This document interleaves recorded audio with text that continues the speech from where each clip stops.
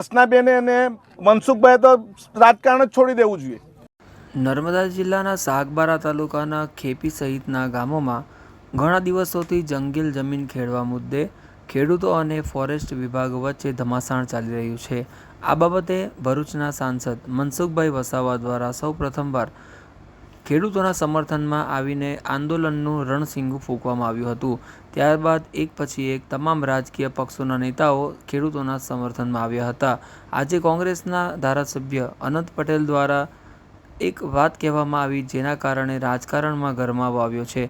તેમણે જણાવ્યું કે સરકાર પણ ભાજપની, તમે સાંસદ પણ ભાજપના, ધારાસભ્ય ભાજપના, તો તમારું કેમ કોઈ સાંભળતું નથી તેમ કહેતા કટાક્ષ કરતા રાજીનામું આપી દેવાની સલાહ તેઓએ આપી હતી। મારી એસીએફ જોડે વાત થઈ, જ્યારે આગેવાનો આવે છે, વિરોધ પક્ષના નેતા આવે છે, અમે અત્યારે વર્તમાન ધારાસભ્ય છીએ, માજી ધારાસભ્ય છે, જિલ્લાના આગેવાનો જ્યારે આવે છે ત્યારે અહીં કોઈક ને કોઈક જંગલ ખાતાના કર્મચારીઓ આવવું જોઈએ અને અમારા જેવા જવાબદાર વ્યક્તિને બ્રીફ કરવું જોઈએ કે આ ઘટના કઈ રીતે બની અને કઈ રીતે થઈ।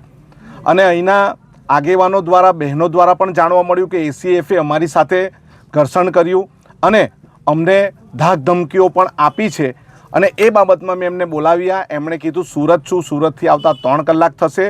અમે એમ પણ એમને કીધું કે તમે અમને નવો સમય આપો અને અહીં બેસીને નિરાકરણ કરવા માટેનો સમય આપો, અમે તમારી સાથે વાતચીત કરવા તૈયાર છે।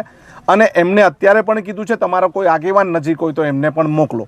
મતલબ આ સાગબારાના લોકોની સાથે, આદિવાસી સમાજના લોકોની સાથે, આસમાની ખેતી કરતા ખેડૂતોની સાથે અન્યાય થઈ રહ્યો એવું લાગે છે।